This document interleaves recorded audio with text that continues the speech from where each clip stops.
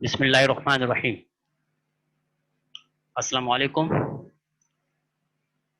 जी students, आपको screen share हो रही है और आवाज़ क्लियर है?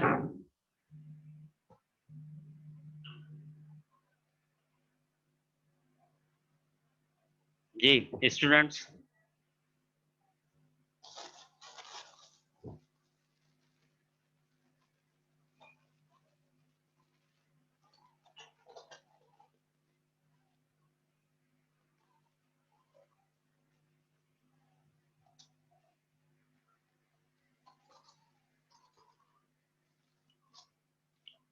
जी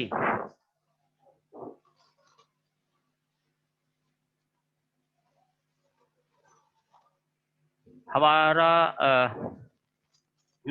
हम तीसरे चैप्टर पर थे, एटॉमिक स्ट्रक्चर, और लास्ट से लास्ट वीक हमारी क्लास थी फ्राइडे को, और उसमें हमने इंट्रोडक्शन ऑफ एटम्स के बारे में किया था, जिसको आप कह लें कि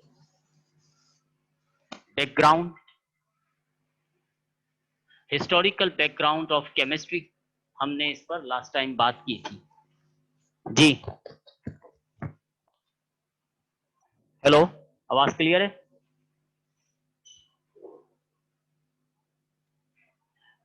तो हम लास्ट टाइम जो डिस्कस कर चुके उनमें historical background of atom, Dalton's atomic theory, modern atomic model और modern atomic theory, fundamental particle of an atom, discovery of electron or discovery of proton and discovery of neutron. We have already discussed about these topics. Now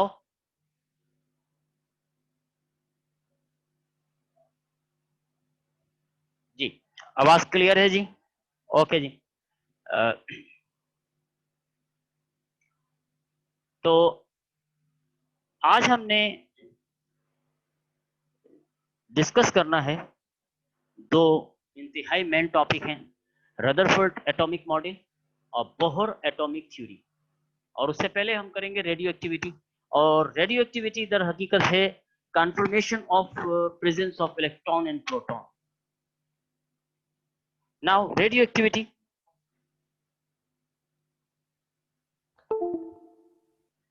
the process by which an unstable nucleus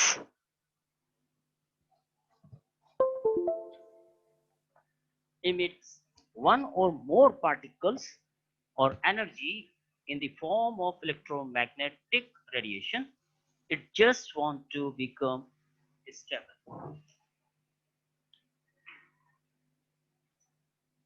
Now radio activity एक ऐसा process है जिसमें unstable nucleus क्या होगा? Unstable.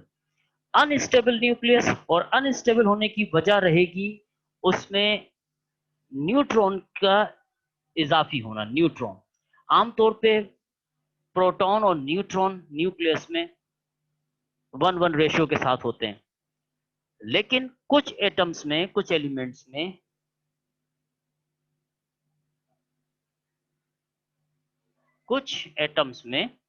Nucleus में neutron proton से ज्यादा हो जाता है या प्रोटॉन न्यूट्रॉन से ज्यादा हो जाता है। इस सूरत में वो अनस्टेबल होते हैं।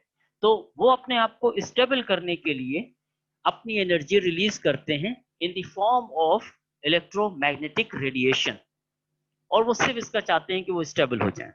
तो scientist discovered 3 types of particles emitted during radioactivity. अब साइंटिस्ट ने 3 पार्टिकल्स डिस्कवर किए ड्यूरिंग रेडियो एक्टिविटी। सबसे पहले alpha particles and beta particles and gamma particles. ये 3 पार्टिकल्स साइंटिस्ट ने डिस्कवर्ड किए।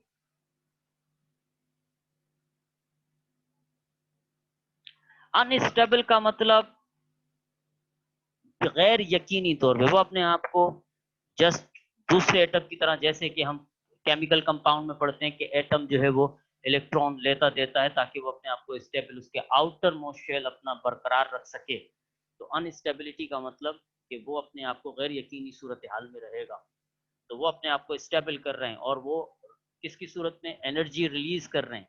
और जब वो एनर्जी रिलीज कर रहे हैं तो किस फॉर्म में कर रहे हैं, इलेक्ट्रोमैग्नेटिक रेडिएशन की सूरत में।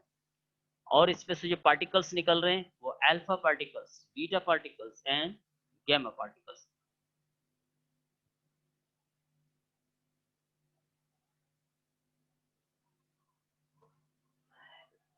जो सबसे पहले रेडियो एक्टिविटी को डिस्कवर्ड करने वाला था हेनरी बिक्रॉल।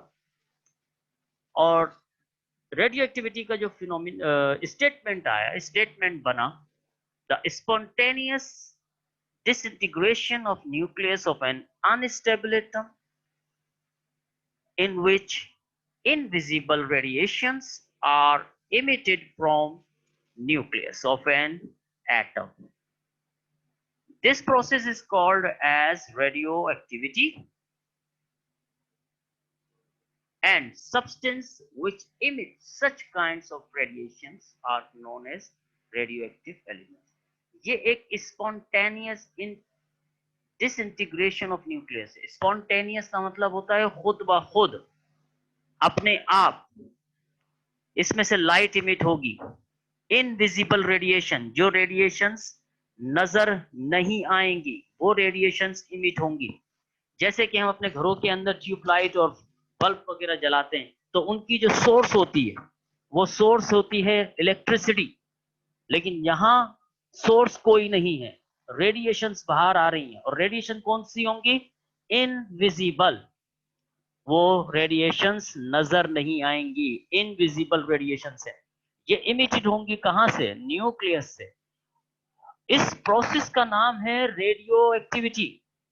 ये प्रोसेस क्या बनेगा, रेडियो एक्टिविटी। और जिन सब्सटेंस से ये लाइट इमिट होगी, ये रेडिएशंस बाहर आएंगी, वो एलिमेंट कहलाते हैं रेडियो एक्टिव एलिमेंट्स। क्लियर है। नेक्स्ट, इसके बाद हमारे पास था British scientist Rutherford. Rutherford determined the nature of radioactive rays by the following experiment observation। इन्होंने एक एक्सपेरिमेंट किया और एक्सपेरिमेंट करके ऑब्जर्व ये किया, he observed that the radioactive rays were divided into 3 components। वो 3 कंपोनेंट्स में डिवाइड हो रही है, जस्ट लाइक दैट। अब इन्होंने क्या किया है, इन्होंने एक रेडियो एक्टिव सोर्स ली, रेडियो एक्टिव एलिमेंट्स। और रेडियो एक्टिव एलिमेंट्स यानी ये कह सकते हैं हम, वो लिया गया पिंच ब्लेंड। पिंच ब्लेंड था यूरेनियम ओर, और उसको रखा उन्होंने एक लेड बॉक्स में। लेड एलिमेंट है, ब्लैक लेड में रखा।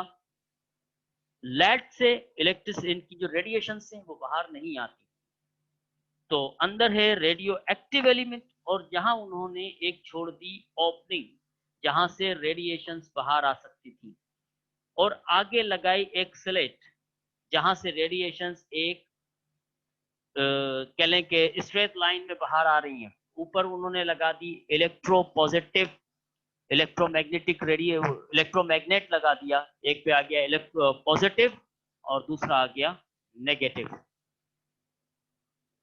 अब जब रेडिएशंस बाहर आई और इस स्लेट से बाहर निकली, तो उसने देखा कि जो एक फोटोग्राफिक प्लेट ली गई थी, फोटोग्राफिक प्लेट जिंक सल्फेट की एक कोटेड स्क्रीन थी, और उन्होंने देखा कि जिंक कोटेड स्क्रीन पर 3 जगह ब्राइटनेस थी। एक आपको नजर आ रही है टॉप पर, जो बैंड खा गई लाइट जो आ रही थी रेडियो एक्टिव सोर्स से, वो बैंड खा रही है पॉजिटिव चार्ज की तरफ। पॉजिटिव चार्ज की तरफ जिसने बैंड खाया, यकीनन उसके ऊपर चार्ज था नेगेटिव, इसलिए वो पॉजिटिव चार्ज की तरफ चली गई। और दूसरी रेस जो बैंड खा गई नेगेटिव साइन की तरफ, जब वो नेगेटिव की तरफ आई तो इसका मतलब था इसके ऊपर चार्ज पॉजिटिव है।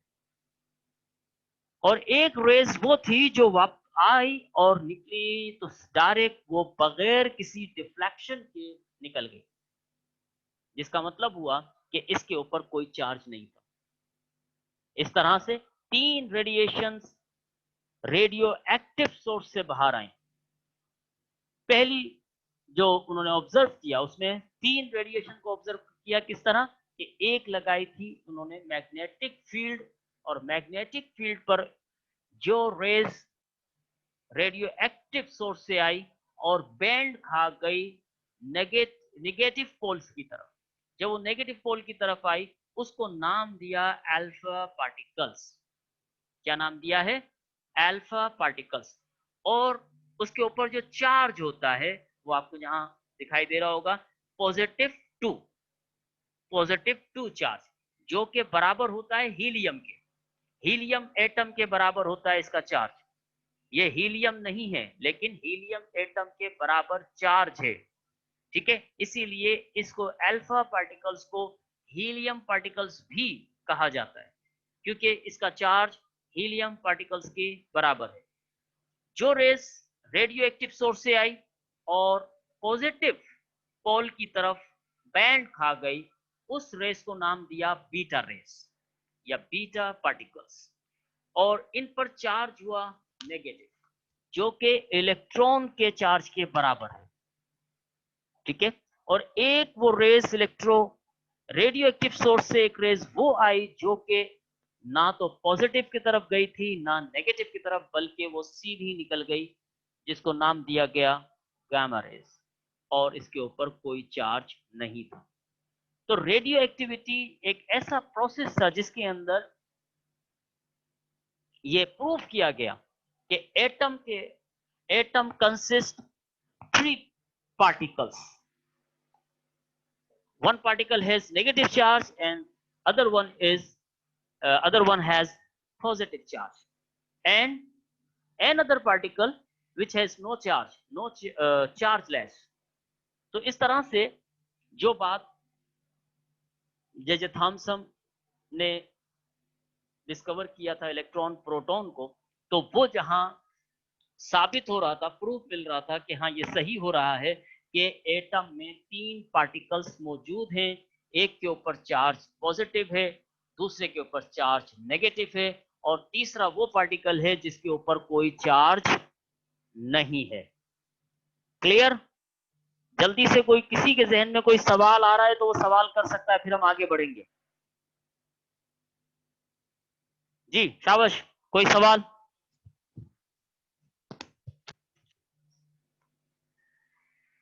जी कोई सवाल नहीं है?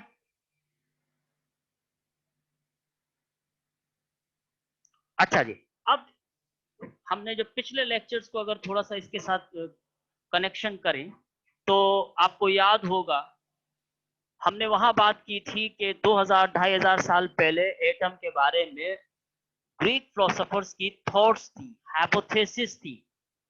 उनका ऐसा मानना था कि जो दुनिया बनी हुई है, जो इसमें मैटर बना हुआ है, वो एक अनदेखे पार्टिकल से बना हुआ है, अनडिवाइडेबल है, इनडिविजिबल है, डिवाइड नहीं हो सकता, इनडिविजिबल है भी है, और देख भी नहीं सकते, ऐसे पार्टिकल से बनी।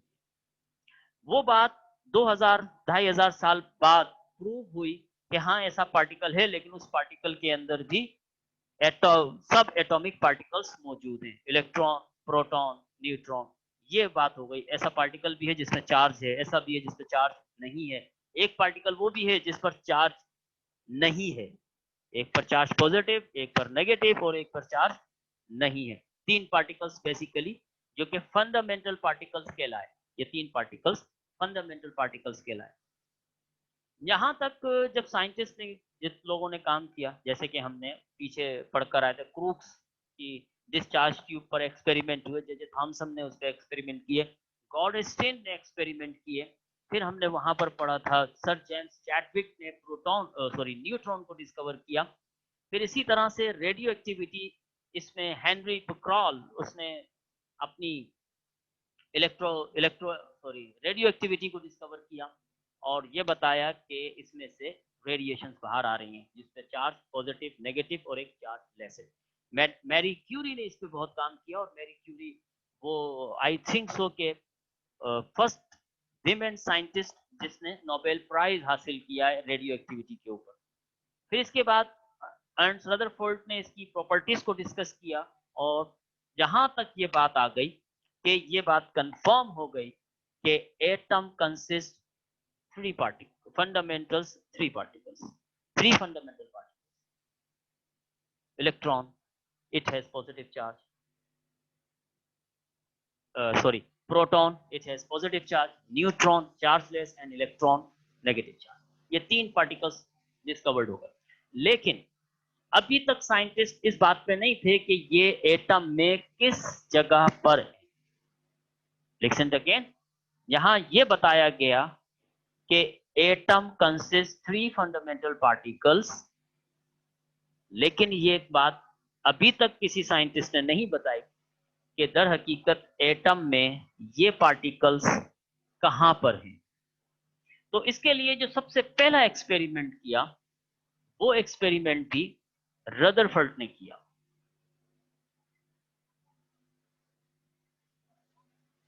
अगर बेटा आवाज कट कट के आ रही है तो थोड़े से आप रीज्वाइन कर लें, क्योंकि यहाँ पर जो बैठे हुए हैं उनकी मुताबिक आवाज उन तक सही पहुंच रही है। अगर आपको आवाज थोड़ी सी प्रॉब्लम कर रही है तो आप बेटा रीज्वाइन कर लें। शाबाश, ठीक है जी,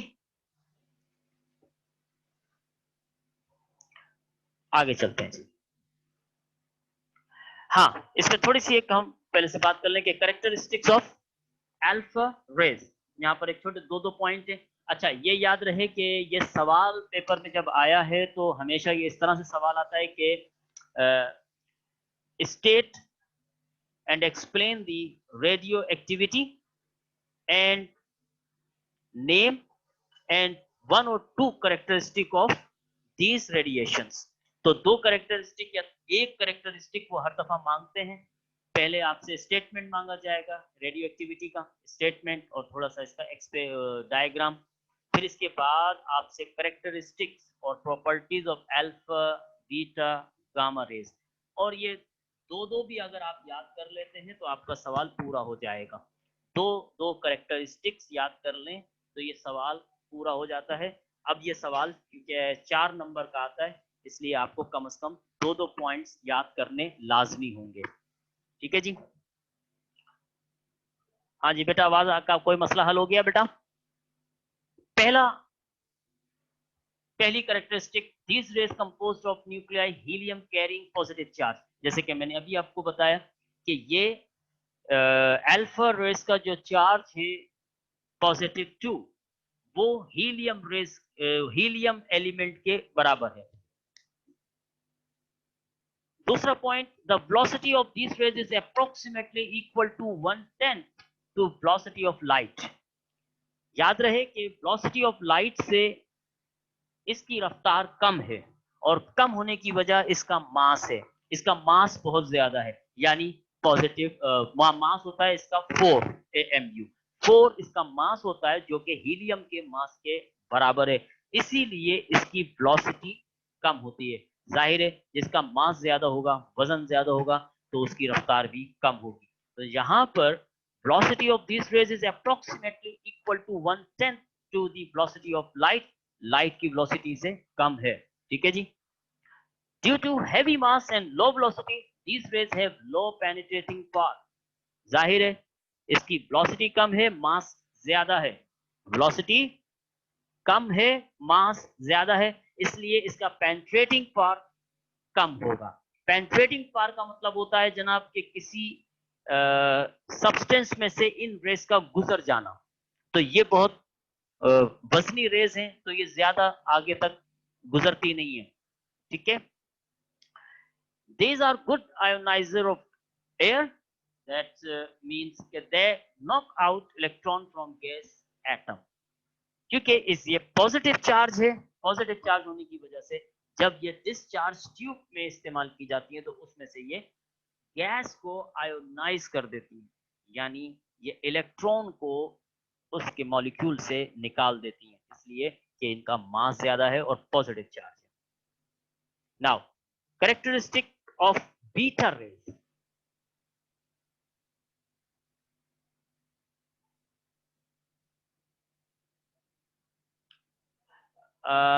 कॉपी में तो सर बेटा आपको आपके टीचर्स जो जो आपकी वो हैं कोऑर्डिनेटर, वो बताएंगे।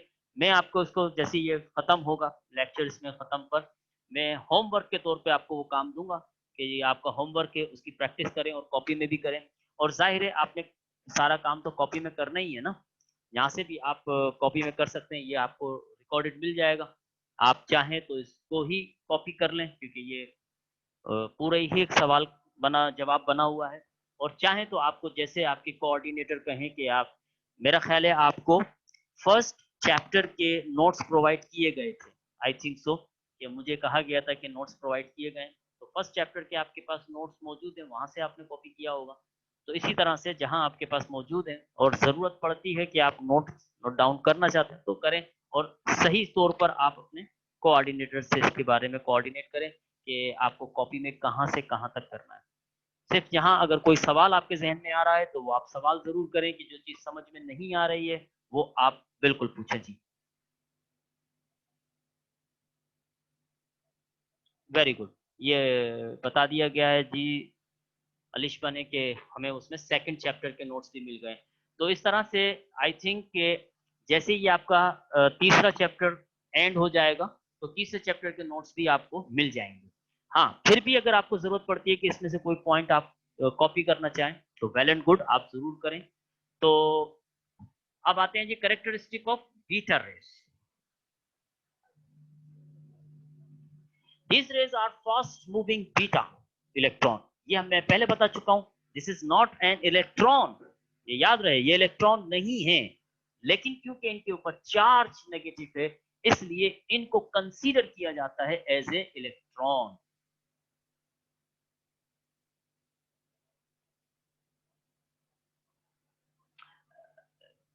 वो बेटा वैलेंसी और चार्ज को अलग अलग रखें।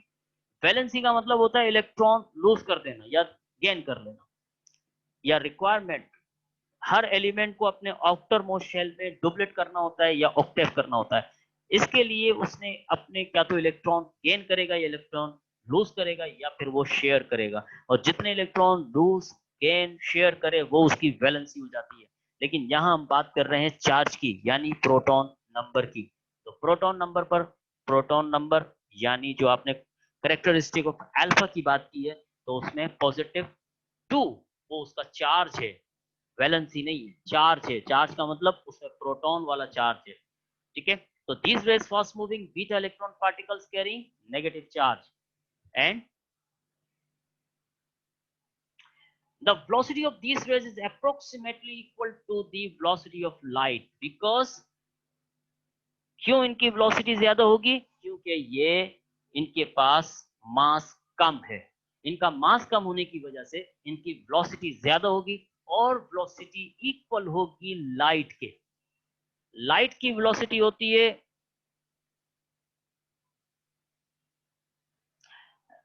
जी +2, +2 प्रोटॉन, प्रोटॉन 2 सिर्फ हीलियम में ही होते हैं। 2 प्रोटॉन हीलियम में होते हैं, इसके अलावा किसी में भी नहीं होते। ये मैंने आपको पहले भी बताया था कि एलिमेंट की आइडेंटिफिकेशन प्रोटॉन नंबर से होती है।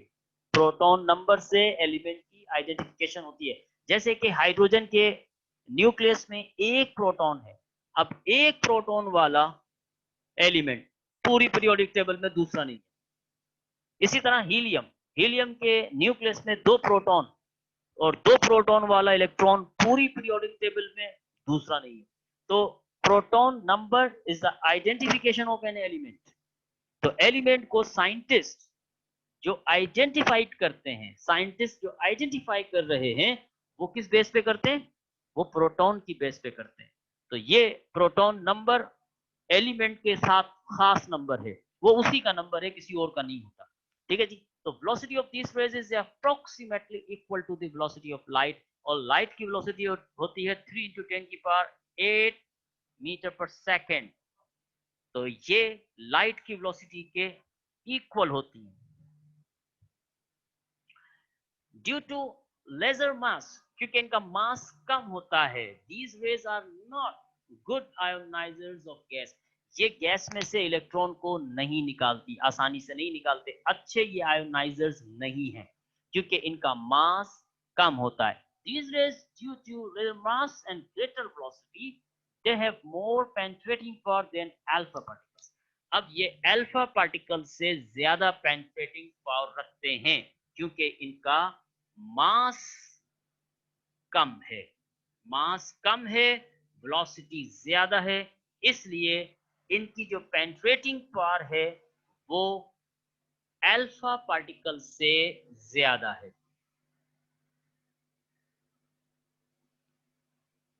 ठीक है जी। And now finally characteristic of gamma rays. They are electromagnetic radiations and having no charge. ये हम पहले भी बात कर चुके हैं। The velocity of these rays is equal to the light. Light के बराबर इसकी velocity भी है। The penetrating power of these rays is very high and they can travel in air about 100 meters. यानी इनका पेनिट्रेटिंग पावर, गामा रेस का penetrating power सबसे ज्यादा है, सबसे ज्यादा है। क्यों? क्योंकि इनका इसका मास नहीं होता। वेलोसिटी लाइट के बराबर है, पेनिट्रेटिंग पावर सबसे ज्यादा है। सबसे कम पेनिट्रेटिंग पावर अल्फा पार्टिकल्स का क्योंकि वो वजनी है। सबसे ज्यादा पेनिट्रेटिंग पावर गामा रेस का क्योंकि ये इनका मास नहीं होता। Due to their non-material nature, these are weak ionizer of gases. ये बहुत ही ज्यादा वीक हो जाती हैं क्योंकि ये नॉन मटेरियल नेचर की मालिक है। नाउ अब हम बात करेंगे जो हमने अभी थोड़ी देर पहले बात की थी कि साइंटिस्ट ने ये बताने में कामयाब हो गए, ये प्रूफ भी मिल गया कि एटम के पास पॉजिटिव चार्ज है, नेगेटिव चार्ज है और एक चार्ज लेस पार्टिकल भी मौजूद है। लेकिन ये अभी नहीं पता चला कि इलेक्ट्रॉन एटम में कहां पर हैं, प्रोटॉन एटम में कहां पर हैं और न्यूट्रॉन एटम में कहां होते हैं। ये बात अभी तक पता नहीं थी। ठीक है। हाँ, इसके लिए ये जरूर था कि इस दौरान में मुख्तलिफ किस्म के थ्योरीज आती रही, मुख्तलिफ किस्म के लोगों ने कॉन्सेप्ट दिए, लेकिन क्योंकि कोई भी कॉन्सेप्ट इतना सेंसिबल नहीं हो रहा था जिसको समझ में आ जाता कि हाँ भाई ये हो सकता है, तो वो रिजेक्ट हो जाता था। तो इस लिहाज से जो सबसे पहला काम कर रहे थे वो करने वाले हैं रदरफोर्ड, और इसको हम कहते हैं डिस्कवरी ऑफ न्यूक्लियस, क्योंकि इससे पहले ऐसा कुछ नहीं पता चला था कि एटम में कोई न्यूक्लियस भी हो सकता है। That's it. तो इस को हम रदरफोर्ड की एक दूसरी एक्सपेरिमेंट में के, वैसे तो ये एक्सपेरिमेंट होता है रदरफोर्ड्स गोल्ड फॉइल एक्सपेरिमेंट, इसको हम ये भी कहते हैं, और इसी को हम कहते हैं discovery of nucleus. Rutherford's alpha scattering experiment, इसने जो पार्टिकल्स यूज किए थे वो अल्फा पार्टिकल्स यूज किए थे, इसलिए इसको अल्फा स्कैटरिंग एक्सपेरिमेंट भी कहा जाता है। Introduction. In 1911, Lord Ernest Rutherford put forward a theory regarding the arrangement of fundamental particle in an atom. ये इस थ्योरी को एक्सप्लेन कर रही है, किस बात को? Arrangement of fundamental particles. क्योंकि अभी तक पीछे हमने जितने भी साइंटिस्ट को पढ़ा उन्होंने एटम में इलेक्ट्रॉन, प्रोटॉन, न्यूट्रॉन की मौजूदगी को साबित किया, लेकिन इसकी अरेंजमेंट कि ये पार्टिकल्स कहां पर हैं, इस बात को किसी ने भी अभी तक एक्सपेरिमेंटली नहीं बताया। तो ये पहला साइंटिस्ट था जो 1911 में उन्होंने एक एक्सपेरिमेंट किया, और एक्सपेरिमेंट था गोल्ड फॉइल एक्सपेरिमेंट। इन्होंने गोल्ड फॉइल एक्सपेरिमेंट यानी गोल्ड के वर्क से, गोल्ड के वर्क पर अल्फा पार्टिकल्स की बम्बार्डमेंट की। एक्सपेरिमेंट ये था, he passed a beam of alpha particles through a very thin gold metal foil. इनका एक्सपेरिमेंट क्या था? He passed a beam of alpha particles. ये मैं बता चुका है, अल्फा पार्टिकल्स उनके ऊपर पॉजिटिव चार्ज है, यानी उसमें प्रोटॉन नंबर 2 है और मास उसका होता है 4 जो कि बराबर होता है हीलियम के। उन्होंने अल्फा पार्टिकल्स को एक थिन गोल्ड मेटल फॉइल के ऊपर से गुजारा। कैसे गुजारा या देखते हैं जी हम। ये एक आपको नजर आ रहा है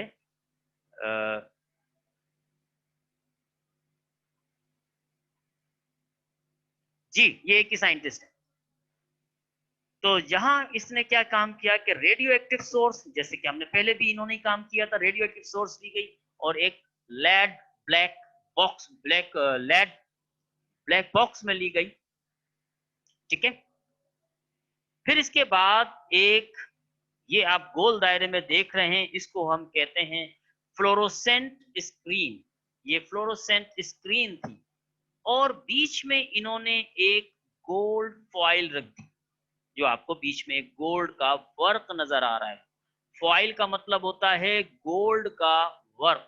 ये एक गोल्ड का वर्क रख दिया गया। अब इसमें रेडियो एक्टिव सोर्स मौजूद है, उसमें से अल्फा पार्टिकल्स बाहर आए। अल्फा पार्टिकल्स इस लेड ब्लॉक में से बाहर आ रहे हैं। तो लेड ब्लॉक में से जो रेडियो एक्टिव सोर्स थी, उसने अल्फा पार्टिकल्स को रिलीज किया। तो अल्फा पार्टिकल्स जब इस गोल्ड फॉइल से टकराए, तो टकराने के बाद वो अल्फा पार्टिकल्स कुछ इस तरह से निकले कि बहुत सारी रेडिएशन जो आपको यहां नजर आ रही है, एक यहां पर स्कैटर्ड, बिखर गई। स्कैटर्ड का मतलब होता है बिखर जाना। बिखर गई, ये बिखर के यहां पहुंची। एक पहुंची बहुत ज्यादा दूर के फासले पर, एक पहुंची इस एंगल पर, एक पहुंची इस एंगल पर। तो ये बहुत सारी रेस बिखर गई। तो उसने इन रेस को, बिखरी हुई रेस से ऑब्जर्व क्या किया। अब उसने ऑब्जर्व क्या कर रहा है। ठीक है। कोई सवाल इसके मुतालिक, कोई किसी के जहन में सवाल आ रहा है, जल्दी से सवाल पूछ सकते हो भाई। शाबाश, शाबाश मेरे बच्चों। सवाल ठीक चल रहा है। चलें जी आगे चलते हैं। तो फिर एक दफा फिर सुन लीजिए। इसने, रदरफोर्ड ने लेड ब्लॉक लिया और उसके अंदर एक रखा रेडियो एक्टिव सोर्स और एक फोटोग्राफिक प्लेट ली उसने फ्लोरोसेंट स्क्रीन की सूरत में, और बीच में रख दी गोल्ड फॉइल। यहां से अल्फा पार्टिकल्स इस गोल्ड फॉइल से स्ट्राइक किए। तो स्ट्राइक होने के बाद उसने ऑब्जर्व क्या किया। अब हम आते हैं उसकी ऑब्जर्वेशन पे। Observation, most of the alpha particles passed through gold foil without any deflection। यहां पर आपको नजर आ रहे हैं ये पार्टिकल्स, इधर जो आपके सामने बिल्कुल गोल्ड फॉइल के नीचे से आ रहे हैं, वो पार्टिकल्स इस गोल्ड फॉइल से पास आउट हो गए विदाउट एनी डिफ्लेक्शन। कोई डिफ्लेक्शन नहीं हुआ, पास आउट हो गए। पहली उसकी ऑब्जर्वेशन ये रही। Second one, some of alpha particles were deflected at large angle from their way। जैसे कि कुछ पार्टिकल्स जो आ रहे थे, यहां हमें नजर आ रहा है ये पार्टिकल्स आ रहे थे, लेकिन आते आते ये लार्ज एंगल पे डिफ्लेक्ट हो गए, चले गए एक लार्ज एंगल पे डिफ्लेक्ट। यहां उसका डिफ्लेक्शन हम देख सकते हैं, ये एक लार्ज एंगल पे डिफ्लेक्ट हो गए। तो सम, बहुत कम particles were deflected at large angle, वो लार्ज एंगल पे डिफ्लेक्ट हो गए फ्रॉम देयर वे। जो उनका रास्ता था, यहां से आ रहे थे, लेकिन आते आते वो सामने से नहीं गुजरे, बल्कि वो लार्ज एंगल पे डिफ्लेक्ट हो गए, जिसके उसने यहां निशान देखे, ये उसको स्पॉट नजर आ रहे थे ब्राइट, तो स्कैटर हो गए वो। ठीक है। नेक्स्ट, और वेरी फ्यू अल्फा पार्टिकल्स वर बाउंस्ड बैक। इसमें से बहुत ही कम पार्टिकल्स, बहुत ही कम पार्टिकल्स जो आ रहे थे, जिस एंगल पे आ रहे थे उसी एंगल से वापस चले गए। लिसन अगेन, कि जिस एंगल से अल्फा पार्टिकल्स आ रहे थे, यानी 180 डिग्री के एंगल से आ रहे थे, वो इस गोल्ड फॉइल से टकराए और टकराने के बाद 180 डिग्री के एंगल पे वापस चले गए। तो ये थे very few particles, very few alpha particles who are bounced back at same angle. जिस एंगल से अल्फा पार्टिकल्स इस गोल्ड फॉइल से स्ट्राइक किए, उसी एंगल से वो वापस चले गए। इसकी ये 3 ऑब्जर्वेशंस थी। क्लियर है? 3 ऑब्जर्वेशन। फर्स्ट इज दैट कि most of the alpha particles pass through gold foil without any deflection. पहला उसका ऑब्जर्वेशन ये थी कि बहुत सारे पार्टिकल्स, बहुत सारे अल्फा पार्टिकल्स गोल्ड फॉइल से गुजर गए बगैर किसी डिफ्लेक्शन के।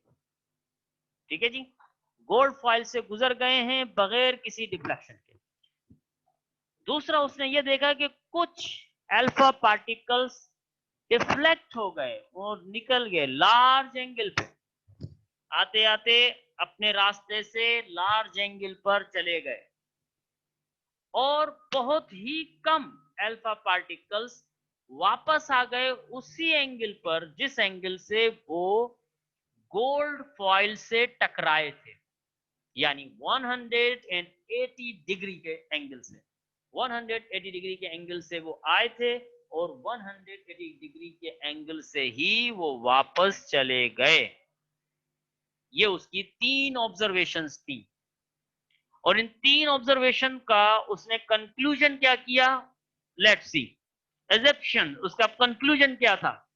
सिंस, अब पहली कंक्लूजन कर रहा है, since most of alpha particles pass through gold foil without deflection, it shows that large portion of atomic volume is empty.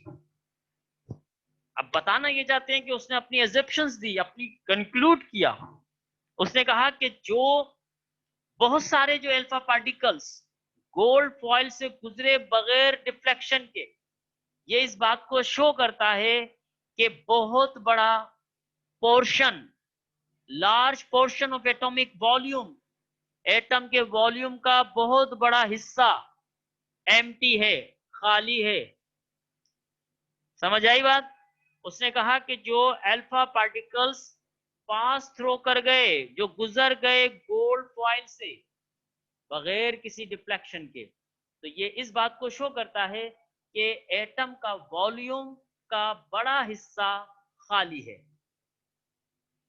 दूसरी बात उसने ये बताई कि the positive charge in the atom is concentrated in extremely dense region।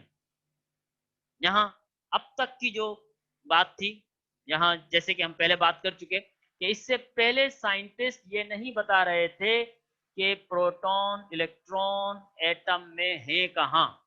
ये पहला scientist था जो अब अपनी ऑब्जर्वेशन के बाद कंक्लूजन कर रहा है, और उसने ये कहा कि पॉजिटिव चार्ज जो एटम का है वो कंसंट्रेटेड है कहां? Extremely dense region which is called nucleus. उसने इसको न्यूक्लियस का नाम दिया। उसने कहा कि चार्ज, पॉजिटिव चार्ज एटम में न्यूक्लियस में है। और ये आपको पता है कि न्यूक्लियस किसको कहते हैं? Central part of atom. वो एक सेंट्रल पार्ट है और वो एक एक्सट्रीमली डेंस है, डेंस रीजन है। वो इंतहाई तौर पे ठोस, डेंस का मतलब ठोस, मजबूत रीजन है, और उसी रीजन को उसने कहा न्यूक्लियस। तो इसका मतलब हो गया कि पॉजिटिव चार्ज एटम के न्यूक्लियस में मौजूद है। ये इसका कंक्लूजन आप बिल्कुल आसानी से, आसान अल्फाजों में हम ये कहेंगे कि रदरफोर्ड ने कंक्लूड ये किया कि पॉजिटिव चार्ज न्यूक्लियस में मौजूद है, और न्यूक्लियस में जो पॉजिटिव चार्ज मौजूद है वो डेंस पार्ट है, डेंस रीजन है, ठोस है। क्यों? This was from the fact that particles after collision with a heavy positively charged nucleus bounce back। उसने कहा ये इसलिए बताया, ये हकीकत थी। किस बात की हकीकत थी? ये इस बात की हकीकत थी कि अल्फा पार्टिकल्स जब कोलिजन हुआ, टकराए हेवी पॉजिटिवली चार्ज न्यूक्लियस से, हेवी पॉजिटिवली चार्ज न्यूक्लियस से, जब हेवी पॉजिटिवली चार्ज न्यूक्लियस से अल्फा पार्टिकल्स टकराए तो वो वापस आ गए, बाउंस बैक हो गए। वो आगे नहीं बढ़े, वो पीछे की तरफ जिस एंगल पे टकराए थे उसी एंगल से वापस आ गए। Got it my point? Any question? शाबाश। कोई बात जो समझ में नहीं आई हो बेटा जल्दी पूछो।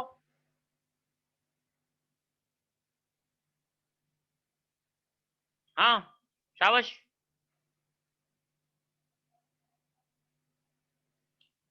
ओके बेटा, ठीक है, क्लियर है आपको, माशाल्लाह।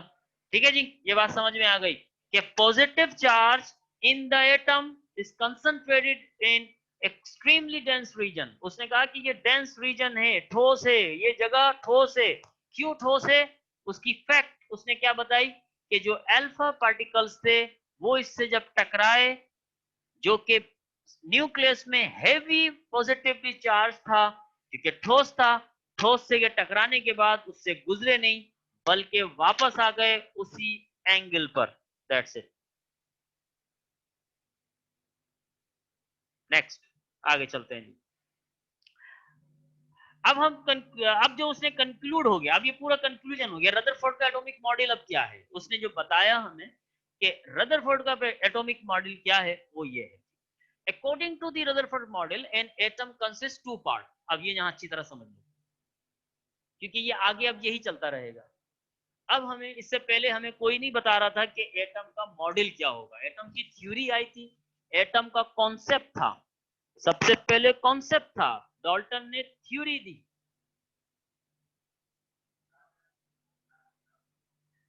रदरफोर्ड ने हमें मॉडल दिया, एटम का मॉडल दिया। अब ये कॉन्सेप्ट थ्योरी से आगे की बात आ गई, मॉडल आ गया। तो मॉडल के लिए उसने कहा कि एटम का जो मॉडल है उसके दो पार्ट्स हैं। कितने पार्ट्स हैं? दो पार्ट्स हैं। और दो पार्ट कौन से हैं? पहला पार्ट है न्यूक्लियस। कौन सा पार्ट है? न्यूक्लियस। और न्यूक्लियस एक्सट्रीमली डेंस रीजन है, ठीक है। और उसने कहा कि इसके अंदर पॉजिटिव पार्ट, पॉजिटिव चार्ज है, ठीक है। न्यूक्लियस में क्या है? Positive charge. और ये क्या है? डेंस रीजन है, एटम का डेंस रीजन है। तो बाकी क्या बचा? Extra nuclei part. बाकी एटम का कौन सा हिस्सा है? वो एक्स्ट्रा न्यूक्लियाई पार्ट है, ठीक है। दो एटम के पार्ट हुए, दो पार्ट्स में उसने क्लासिफाई किया एटम को। एक कहा न्यूक्लियस, और ये हम पहले पढ़ चुके कि न्यूक्लियस में पॉजिटिव चार्ज है। और एक्स्ट्रा न्यूक्लियर पार्ट, और उसमें क्या है? उसने अब ये बता रहा है कि nucleus is an extremely small positively charge part. It is situated at the centre of an atom. It carries nearly the whole mass of an atom. ये इसकी एजप्शन थी, ये इसकी कंक्लूजन थी, और यही उसका एटॉमिक मॉडल था। उसने क्या कहा कि न्यूक्लियस एक extremely small positively charge part है। और ये कहां पर वाक़ है? ये centre of an atom. It is situated at the centre of an atom. It carries nearly the whole mass of an atom. अब पूरा एटम का जो मास है, एटम का मास, वो कहां है? न्यूक्लियस में। अब आपसे कोई पूछे कि एटम का मास कहां पर है, तो आप बता सकते हैं कि न्यूक्लियस में है। क्यों? क्योंकि न्यूक्लियस में एक ये डेंस रीजन है, ये ठोस पार्ट है जिसमें पॉजिटिव चार्ज मौजूद है। तो अब atom carries whole mass of an atom. कहां पर? न्यूक्लियस में। सारा मास कहां है? न्यूक्लियस में एटम का मास मौजूद है। तो बाकी पार्ट में क्या है? बाकी पार्ट में आ गया the electrons which balance the positive charge. अब इलेक्ट्रॉन का काम क्या है? वो पॉजिटिव चार्ज को बैलेंस कर रहे हैं। किस तरह से? मिसाल के तौर पे, अगर मिसाल के तौर पे क्या, हम ये मिसाल को यहां दिखा देते हैं कि हमने पता है हमें अब तो, हाइड्रोजन का पॉजिटिव चार्ज न्यूक्लियस में मौजूद है। ये न्यूक्लियस में एक चार्ज मौजूद है। अब क्या होगा कि एक इलेक्ट्रॉन वो इसके आउटर मोस्ट शेल में मौजूद है, यानी ऑर्बिट में मौजूद है। अब इस पर चार्ज है नेगेटिव और अंदर चार्ज है पॉजिटिव। इसमें एक प्रोटॉन एक इलेक्ट्रॉन। तो अब ये कहता है, ये हमें दूसरा पॉइंट क्या बता रहा है, दूसरा पॉइंट हमें बता रहा है the electron which balance the positive charge. Electron काम क्या कर रहा है, वो इस पॉजिटिव चार्ज को बैलेंस कर रहा है। जैसे कि हाइड्रोजन में पॉजिटिव चार्ज एक है, तो एक ही इसका इलेक्ट्रॉन है, तो एक इलेक्ट्रॉन नेगेटिव, एक प्रोटॉन पॉजिटिव, ये चार्ज बैलेंस हो गया। तो वो कहता है कि the electron which balance the positive charge and revolving around the extra nuclei part. और ये है कहां पर, ये न्यूक्लियस के बाहर का जो भी हिस्सा है जिसको नाम दिया है एक्स्ट्रा न्यूक्लियाई पार्ट, इलेक्ट्रॉन उसमें, which also called as orbits. इसको हम क्या कह सकते हैं, ये दायरे हैं, उर्दू में तो हम इसको कहते हैं दायरा, कि अपने दायरे में रहो, ये वही वाला दायरा, ये अपने दायरे में है, जिसको हम नाम देते हैं ऑर्बिट्स, इसी को नाम देते हैं शेल्स, और फिर इसको नाम देते हैं एनर्जी लेवल। ये सारे नाम इसी के हैं। इसको आप उर्दू में तो दायरा कह लें, वैसे इंग्लिश में ऑर्बिट भी इसके लिए इस्तेमाल किया जाता है, शेल भी इस्तेमाल किया जाता है, और एनर्जी लेवल्स। एनर्जी लेवल्स आमतौर पे बोहर के मॉडल में हमें मिलता है, इसको हम एनर्जी लेवल से कंसीडर करते हैं। Any question do you have, please ask me. शाबाश।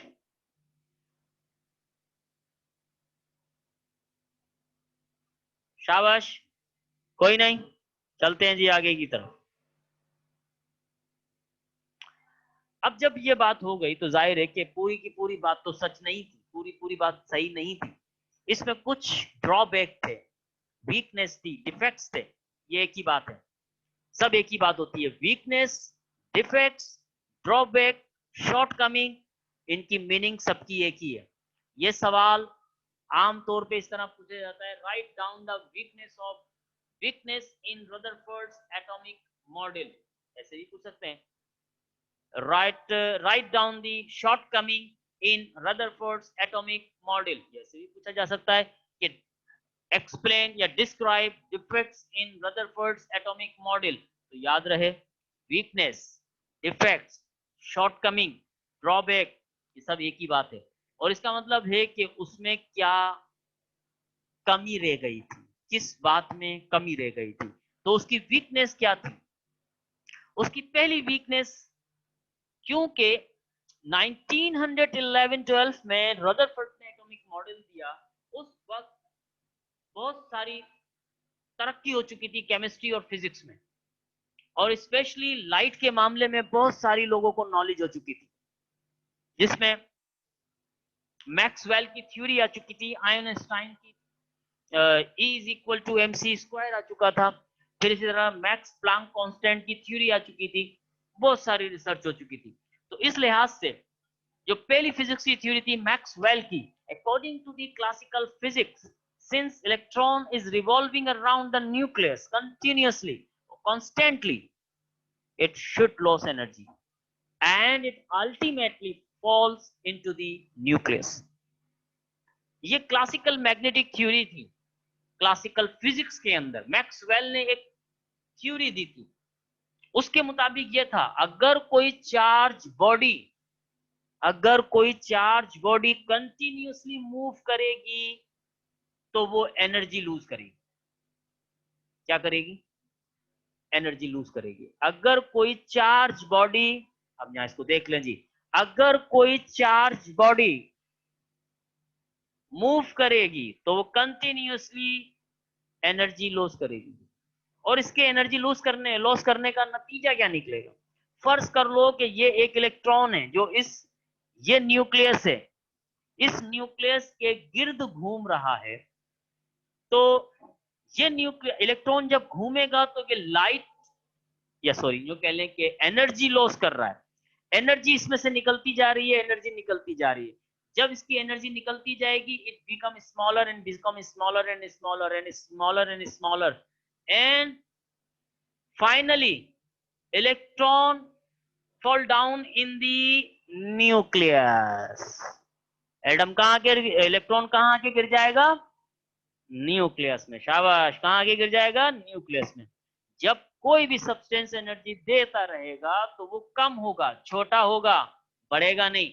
जब वो कम हो रहा है तो एक वक्त ऐसा आएगा कि इलेक्ट्रॉन न्यूक्लियस के करीब आता जाएगा और एटम का साइज एस एटम कम होता जाएगा, छोटा होता जाएगा और इतना छोटा हो जाएगा और इलेक्ट्रॉन न्यूक्लियस के इतने करीब आ जाएगा कि एक वक्त ऐसा आएगा कि वो न्यूक्लियस में ही गिर जाएगा। और जब वो न्यूक्लियस में गिर जाएगा तो ये एटम क्लैप्स हो जाएगा, एटम खत्म हो जाएगा। एटम क्या हो जाएगा? खत्म हो जाएगा। अभी मेरी क्लास खत्म नहीं हुई है, जो आप अभी होमवर्क मांग रहे हो, होमवर्क भी मिलेगा इंशाल्लाह। अच्छा जी, दूसरी बात क्या हुई, अगर हम उसकी बात मान भी लें, एक चीज तो ये हो गई, पहला ड्रॉबैक तो यहाँ आ गया कि मैक्सवेल की थ्योरी ने ये बताने की कोशिश कर दी कि ऐसा नहीं हो सकता।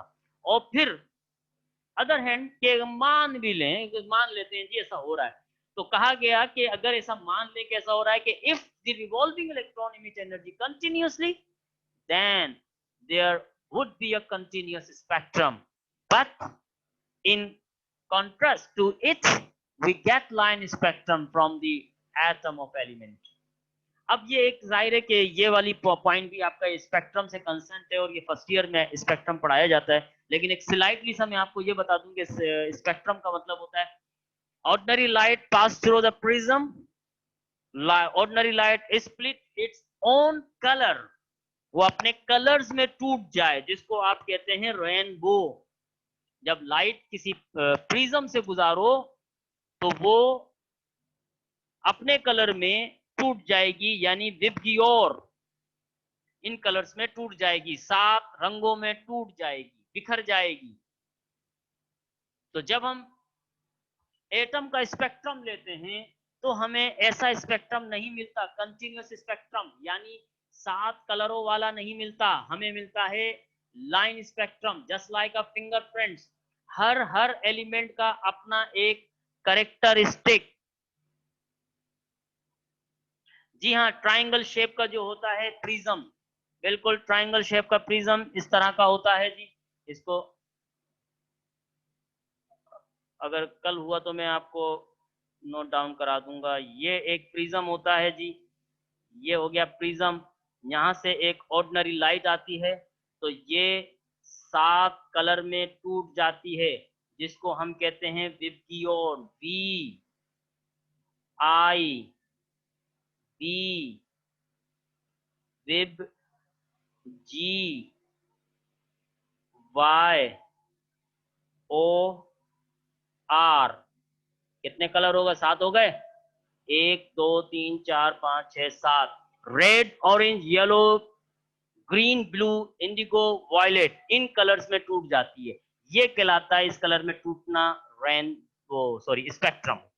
और जब कंटिन्यूस स्पेक्ट्रम होता है तो ये हमें सातों के सातों कलर मिल रहे होते हैं, जबकि हमें एटम की एटमाइजेशन में जब पता चलता है तो उसमें मिलता है हमें लाइन स्पेक्ट्रम, जो कि इस बात की है कि इलेक्ट्रॉन मूव करते हुए लाइट इमिट नहीं कर रहे।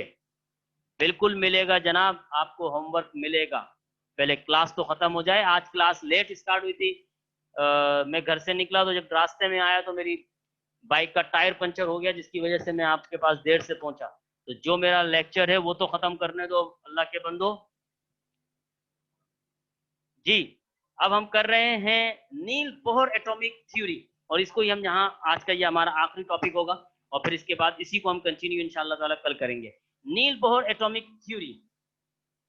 अब जो ड्रॉबैक रदरफोर्ड के एटॉमिक मॉडल में थे वो ओवरकम किए, उनको जरा सा कम किया।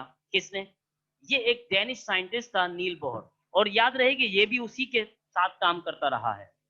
तो 1913 में Danish physicist Niels Bohr postulated the theory of atom.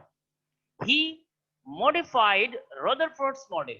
इन्होंने काम किया कि रदरफोर्ड की जो एटॉमिक मॉडल था उसको जरा और मॉडिफाइड कर दिया, of the atom with the help of quantum theory proposed by Max Planck in 1900। जैसे कि मैंने अभी कुछ देर पहले कहा था कि 1900 के अंदर बहुत सारी थ्योरीज आई थी केमिस्ट्री और फिजिक्स से कंसर्न। तो यहाँ पर एक थ्योरी आई थी मैक्स प्लांक की 1900 में, जो जिस थ्योरी का नाम था क्वांटम थ्योरी, जिसमें फोटोन थ्योरी भी हम कह सकते हैं, वो थ्योरी थी, वो भी इंशाल्लाह ताला फर्स्ट ईयर में ही डिस्कस करेंगे। तो यहाँ पर वो थ्योरी आ चुकी थी, उसकी मदद से नील बोहर ने अपने atomic structure, atomic model, atomic theory propose की, और उसके मुताबिक क्या था जरा वो मुलाहिजा कर लेते हैं। Main features of the atomic theory, वो कुछ इस तरह के थे कि पहला पॉइंट वो कहते हैं कि electron in an atom revolve around the nucleus in certain definite circular path called orbits। यहां से उन्होंने भी बात वही शुरू की जहां से रदरफोर्ड के एटॉमिक मॉडल के अंदर डिफेक्ट्स था। इन्होंने भी यही कहा, इन्होंने कहा कि electrons in an atom revolve around the nucleus, लेकिन साथ में क्या कहा, in certain definite circular path. ये डेफिनेट सर्कुलर पाथ, एक गोल से सर्कुलर पाथ है, घूम रहे हैं उसमें है, और उसको नाम दिया इन्होंने ऑर्बिट्स। अब ये कहते हैं कि each orbits of an atom is associated with a definite energy. Her orbit, atom का हर ऑर्बिट, उसकी अपनी एक खास एनर्जी मौजूद है, लिहाजा these orbits are also called as energy levels. अब इनको एनर्जी लेवल क्यों कहा, क्योंकि हर नील बोहर के मुताबिक हर ऑर्बिट में अपनी एक खास एनर्जी मौजूद है, अपनी एक खास एनर्जी हर ऑर्बिट रखता है, हर ऑर्बिट के पास अपनी एक खास एनर्जी है। इस वजह से हर ऑर्बिट को हमने नाम दे दिया एनर्जी लेवल या शेल कह दिया। These energy levels are numbered as 1 2 3 4 5 6 7 8 9। ये इसको हमने नंबरिंग दी, जिसको डेजिग्नेट किया KLMNOP के साथ, स्टार्टिंग फ्रॉम द न्यूक्लियस, के बिल्कुल न्यूक्लियस के साथ है। आगे आ जाएंगे। As long as an electron remain in any particular energy level or orbit, it neither loses nor gain the energy। ये वो पॉइंट था जो रदरफोर्ड ने एक्सप्लेन नहीं किया था, यहां पर हम इस पॉइंट को देख रहे हैं। इन्होंने कहा कि इलेक्ट्रॉन जब रिवॉल्व कर रहा है तो इस सूरत में ना तो वो एनर्जी गेन करेगा और ना ही एनर्जी लॉस करेगा। ये वो बात थी जिसपे मैक्सवेल ने ऑब्जेक्शन लगाया था रदरफोर्ड के एटॉमिक मॉडल पे, और यहां उन्होंने बात बता दी कि हाँ वो घूम तो रहा है, लेकिन घूमता हुआ इलेक्ट्रॉन ना एनर्जी देगा ना एनर्जी लेगा। तो an electron can loss energy when jumps from an orbit of higher energy level to lower energy level. Energy उसी सूरत में लेगा, अगर जब वो एनर्जी लेगा तो एक इलेक्ट्रॉन जंप कर जाएगा हायर एनर्जी लेवल की तरफ लोअर एनर्जी लेवल से। तो difference the energy level E2 minus E1 is given during the jumping of electron in the form of radiation in each case delta E is equal to E2 minus E1 is equal to h nu।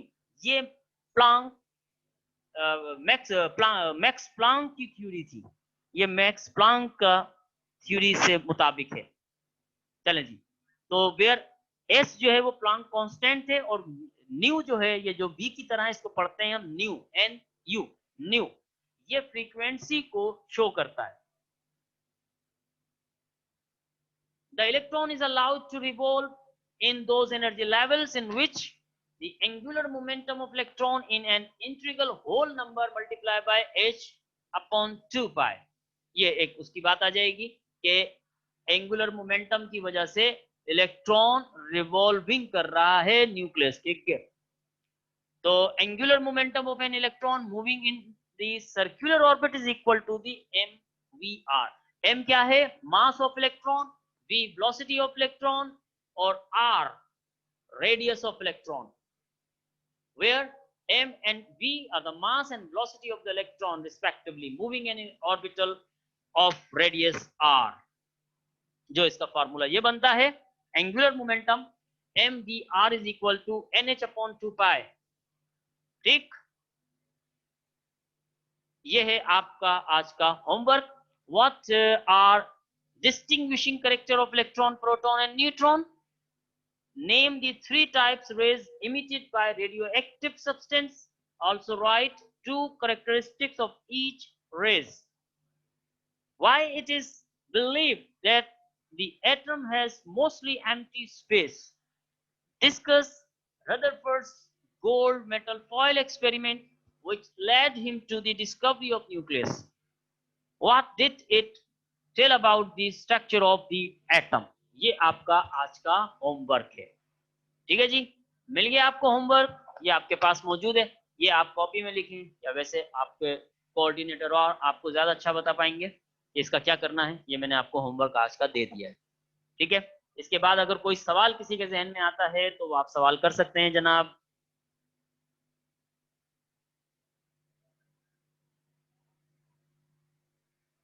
अच्छा, ये cathode rays का overview इंशाल्लाह ताला, आज का time तो हमारा यहाँ तक खत्म हो गया।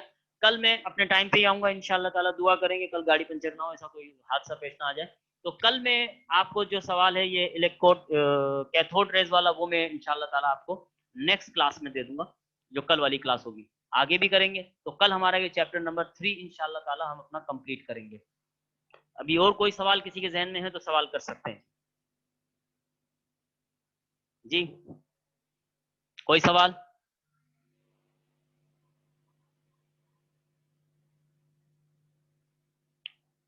कल बस मुझे आप ये याद दिला देना कि सर आपने कैथोड का याद, अगर मैं भूल जाऊं वैसे तो मैं भूलूंगा नहीं, क्योंकि कल हमारे पास जरा काम ज्यादा होगा, क्योंकि चैप्टर वाइंड अप करना है हमने।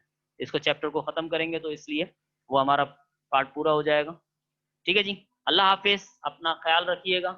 इंशाअल्लाह ताला कल 3 बजे फिर एक मरतबा आपके साथ होंगे। अल्लाह हाफिज।